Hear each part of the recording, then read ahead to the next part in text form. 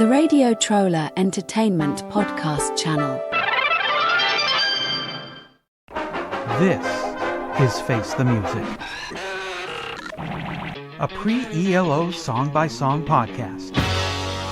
Episode -006, The Minister.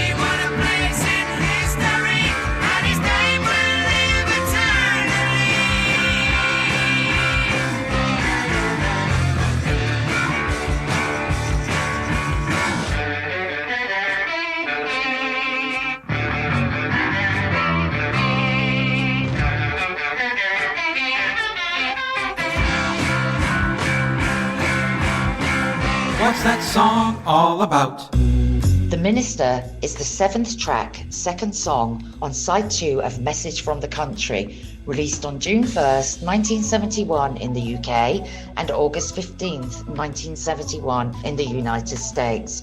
It was written by Jeff Lynne.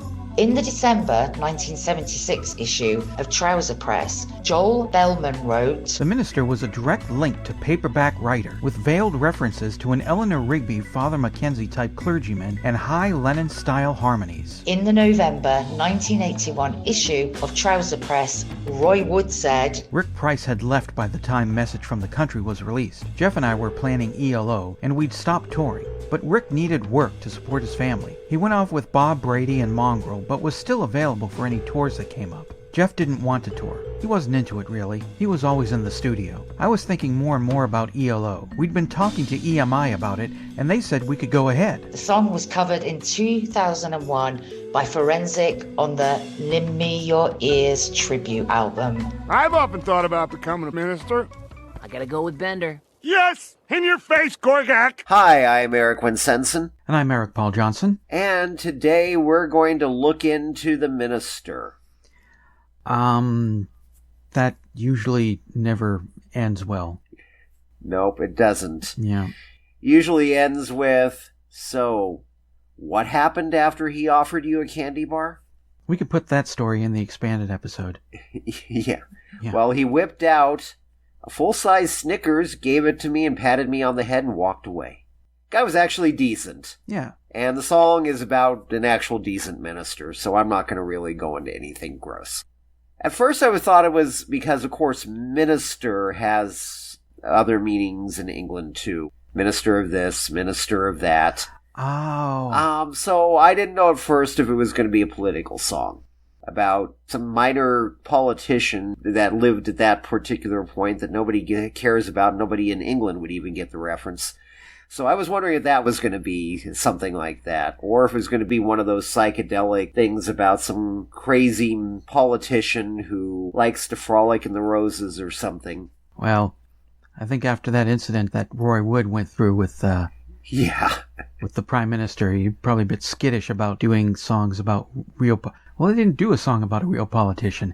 It was the ad campaign. No, it was the ad campaign. That got them in trouble. So, yeah.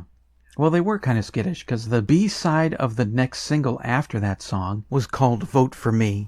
And even though it wasn't about a specific politician, they were like, I really don't want to take this chance again. Let's just wait until 2008 and release it on some expanded reissue of one of our albums. Vote for me, sign across the line. Vote for me, we can overtake the world.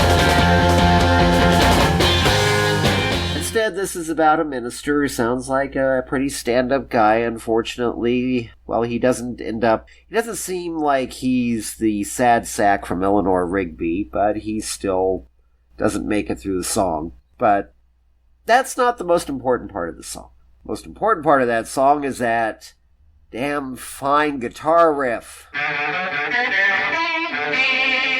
throughout that I don't get sick of. Not 1 second out of that song do I get sick of hearing that. And we've got Jeff on vocals, doing some great vocal performance on here. And the part that Eric Paul hates with a passion is about 30 seconds long. We don't know. Maybe I liked it this week. Well, I think you might have, because it was just a little blast of, "Hi, I'm Roy Wood. Here I am playing this stuff again." Oh, okay. We're good. The song's kept at a decent length. Production is great. Don't think it's as good as Message from the Country, or It Wasn't My Idea to Dance, but it's still a fine song and fine addition to this album. I was hooked from the opening guitar riff. I never got tired of hearing it through the whole song. It's a catchy tune. I liked it. I liked the bridge, where it's just the guitar strumming and they got that weird effect on it.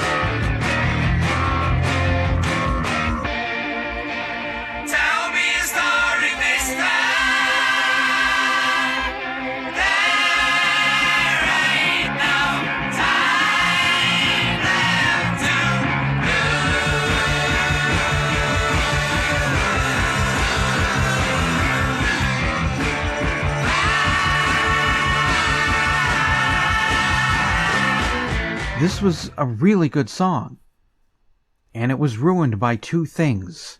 The first thing, I think everybody who's been paying attention to this podcast is going to know what I'm going to say ruined it. That's the Roy Woodwinds, as Mike Hudson calls it. Yes. Yeah. Yeah, that is a great phrase that I wish we would have come up with. Yeah, I know. They were fine on It Wasn't My Idea to Dance.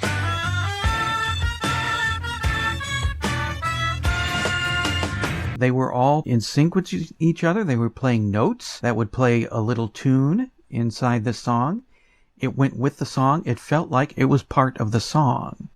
Unlike this, where, much like the other Roy Woodwind incidents, this is just Roy Wood blasting away, as if to say, hey, remember me? I'm still here. I know this is Jeff Lynne's song, but I'm here too, because it's my band. Now watch me grab your attention and just make a whole lot of noise just because I can.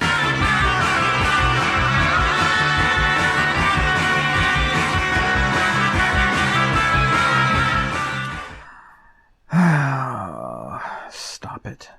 I hope there's no more of this after this. And the other thing that I didn't like was Jeff's voice.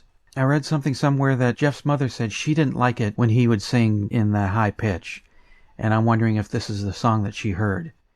Because I don't like Jeff's voice here. I would have loved it if it had been Jeff in his normal voice. In the turn he takes on California Man, which we'll get to.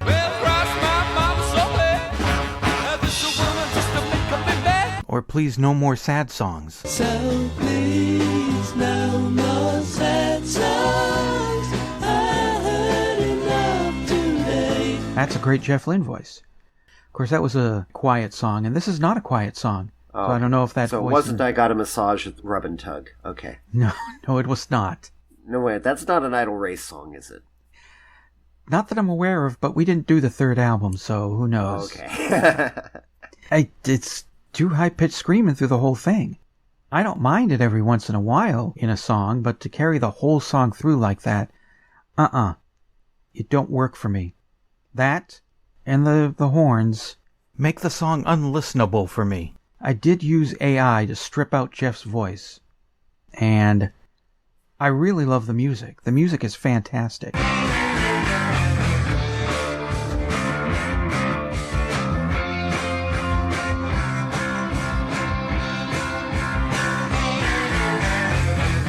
If I could sing, I'm going to do my own version of this on the expanded episode. I'll just sing over the instrumental and show that it could be a good song with somebody who doesn't scream at such a high pitch the whole way. And a side effect of it that I don't mind is that when the song is done, then I get Paperback Writer stuck in my head. So it's not a bad thing either.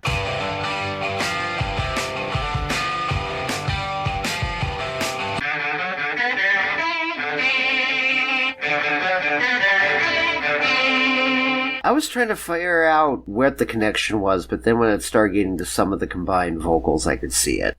Because I'm going, Paperback Writer didn't have a riff like this. Because I kept seeing that paperback writer, and then I start hearing it. Where are we finding paperback writer here? But then the combined vocals came in, and they were, okay, there we go. I can see it a little bit. Yeah, I can hear it in the verses. Sarah, madam, will you read my book? It took me years to write. Will you take a look? Time in the dead of night, but the papers find words to